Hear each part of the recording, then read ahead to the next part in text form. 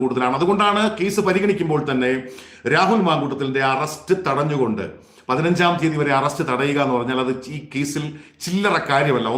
ഒന്നാമത് മനസ്സിലാക്കേണ്ട ഒരു കാര്യം, ഈ കേസിൽ ചുമത്തപ്പെട്ടിരിക്കുന്ന വകുപ്പുകൾ അത് അതീവ ഗുരുതരമായ വകുപ്പുകളാണ്. 64-ലെ തന്നെ 4-5 വകുപ്പുകളുണ്ട്. 10 വർഷം വരെ കഠിന തടവ് കിട്ടുന്ന വകുപ്പുകളാണ് പലതും. അതുപോലെ സെക്ഷൻ 89 ഉണ്ട്.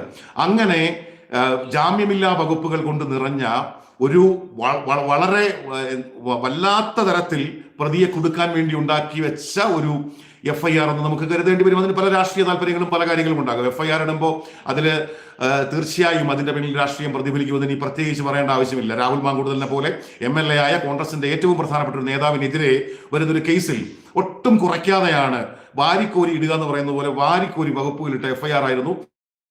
അങ്ങനെ ഒരു FIR-ന്റെ അത്രയും വകുപ്പുകളുടെ പശ്ചാത്തലത്തിൽ കോടതിക്ക് ഇങ്ങനെ ഒരു കേസ് തെളിഞ്ഞാൽ പ്രതിക്ക് എത്ര ശിക്ഷ കിട്ടും, എത്ര വർഷം വരെ ശിക്ഷ കിട്ടും എന്ന കാര്യം പോലും പരിഗണിക്കേണ്ടി വരും. അതെല്ലാം പരിഗണിച്ചുകൊണ്ട് ജില്ലാ കോടതിയിൽ നിന്ന് ജാമ്യം തള്ളപ്പെട്ടു. അപ്പോഴും പ്രതിഭാഗം പറഞ്ഞ പല